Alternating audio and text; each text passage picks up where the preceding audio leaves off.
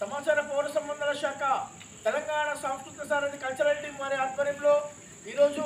మన బక్రిచెప్యాల గ్రామంలో బస్టాండ్ వద్ద మరి కురుస్తున్నటువంటి భారీ వర్షాల కారణంగా అన్ని చేపట్టవలసినటువంటి